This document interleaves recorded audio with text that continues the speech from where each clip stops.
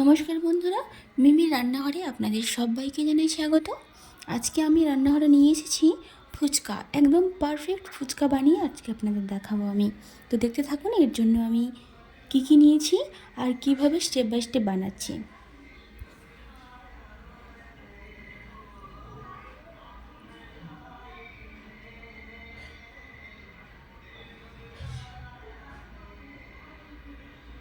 তো চলুন, ফুচকা ভাজার জন্য এখানে আমি কী নিচ্ছি আপনাদের দেখিয়ে দিচ্ছি। একদম এই মাপটা আপনাদের মনে রাখতে হবে। পারফেক্ট ফুচকা বানানোর জন্য নিয়ে নিলাম ছোটো বাটির 1 বাটি সুজি, আর নিয়ে নিলাম ওই বাটিরই 1 বাটি আটা। আর এই বাটিতেই মাপ করে নিয়ে নেব 2 বাটি পরিমাণে ময়দা।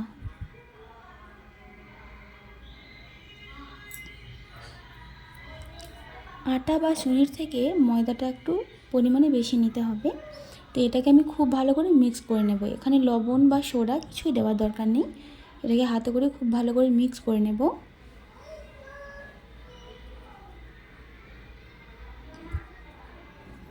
মিক্স করে নেওয়া হয়ে গেছে। এরপরে অল্প অল্প জল দিয়ে যেভাবে আমরা রুটি করার জন্য ডো বানিয়ে নিই, ঠিক এইভাবেই একটা ডো বানিয়ে নেব। তবে রুটি করার জন্য ডোটা একটু নরম থাকে, এটা অতটা নরম করব না, তারই মধ্যে একটু শক্ত রাখবো। আর আমি যতটা পরিমাণের আটা ময়দা সুজি নিয়েছিলাম ওটা শুধুমাত্র মাপটা দেখানোর জন্য নিয়েছিলাম, তো আমার অতটা লাগবে না, তাই আমি ওখান থেকে কিছুটা সরিয়ে নিয়েছি। যতটা পরিমাণ লাগবে আমি অতটা পরিমাণ এখানে নিয়ে নিয়েছি। তাই এটা একটা ডো বানিয়ে নেব। হাতে করে খুব ভালো করে মেখে মেখে ডোটা বানানো যাবে না। যেমন রুটি করার জন্য আমরা খুব ভালো করে আটাটাকে থেসে নিই, এটাকে সেভাবে থাসা যাবে না। কোনো রকম মিক্স করার জন্য যতটুকু দরকার ঠিক অতটুকু পরিমাণে মেখে নিয়েছি। আর দেখুন ঠিক এইভাবে লেচি যেরকম কাটা হয় এভাবে কেটে কেটে এটাকে মেখে নিতে হবে। এটাই হলো এর অরিজিনাল স্টেপ, একদম পারফেক্ট ফুচকা বানানোর জন্য।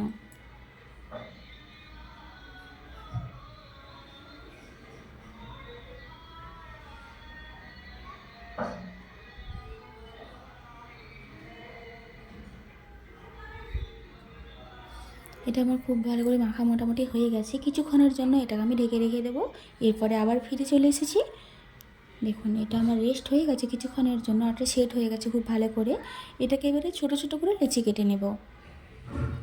ঠিক যেরকম সাইজের আমি ফুচকাটা বানাবো সেই সাইজের আমি লেচিগুলো কেটে নেব।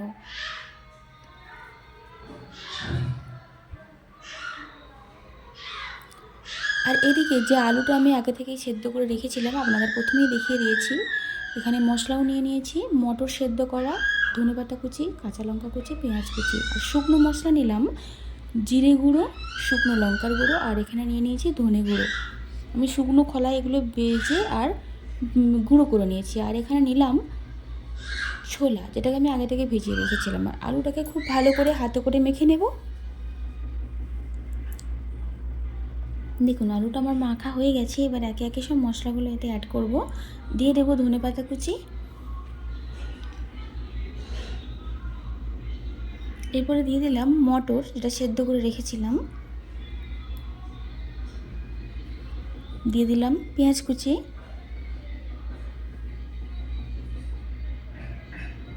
কাঁচা লঙ্কা কুচিটাও দিয়ে দিলাম। যতটা ঝাল আমরা খাই ঠিক অতটা পরিমাণ দিলাম। দিয়ে দিলাম ছোলা যেটা ভিজিয়ে রেখেছিলাম আগে থেকে। এবার একে একে শুকনো মশলাগুলো অ্যাড করব। ধনে গুঁড়োটা দিয়ে নিই, আগে আমি জিরে গুঁড়োটাই দিচ্ছি। তারপরে শুকনো লঙ্কার গুঁড়ো, যেটা আমি আধো আধো করে গুঁড়ো করে রেখেছি বা ফুল গুঁড়ো করে নিয়ে দিয়ে দিলাম ধনের গুঁড়ো।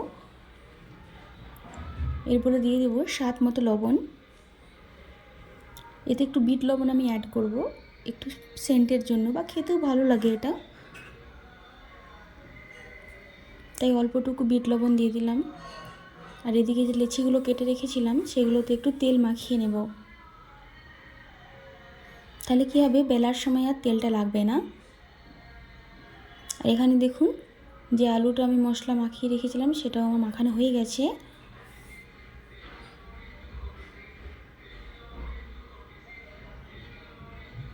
আর এখানে তেঁতুলটাও আমি দেখিয়ে দিয়েছি, আগে থেকে ভিজিয়ে রেখেছিলাম।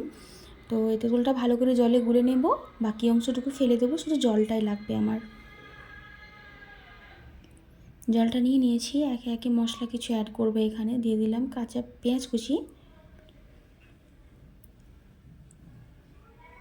কাঁচা লঙ্কা কুচি অল্পটুকু দিলাম, দিয়ে দিলাম ধনেপাতা কুচি। এরপরে কিছু শুকনো মশলা অ্যাড করব, জিরে গুঁড়ো, অল্পটুকু শুকনো লঙ্কার গুঁড়ো দেবো, বেশি দেবো না যেহেতু কাঁচা লঙ্কা দেওয়া আছে। আর কিছুটা ধনে গুঁড়ো দিয়ে দিলাম, স্বাদ মতো লবণ দিয়ে দিলাম, এখানেও কিছুটা বিট লবণ অ্যাড করব, দিয়ে জলটা খুব ভালো করে মিক্স করে নেব।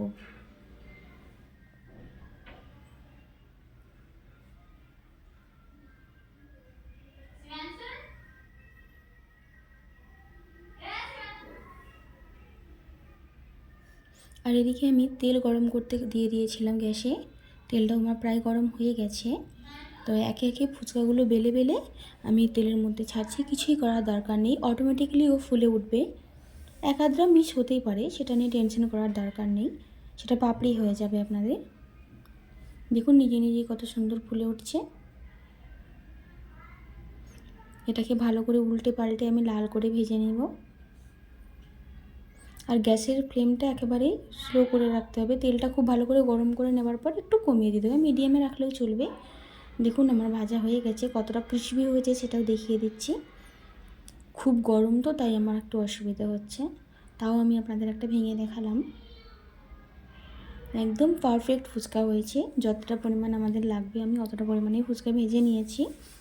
লেচি যতগুলো কাটা ছিল অতটাই আমার ভাজা হয়ে গেছে। আর আপনাদের সার্ভ করেও দেখাচ্ছি যে আজকের ফুচকা আমার কত সুন্দর একদম পারফেক্ট হয়েছে। আর আমার রেসিপি যদি আপনাদের ভালো লেগে থাকে তো কমেন্ট বক্সে এসে অবশ্যই আমাকে জানিয়ে দেবেন, আমার পাশে থাকবেন, আমার চ্যানেলটি সাবস্ক্রাইব করবেন এবং বেশি বেশি করে শেয়ার করে দেবেন। আমি একেবারেই নতুন এই চ্যানেলে, যদি কোনো ভুল ত্রুটি হয়ে থাকে মাফ করবেন।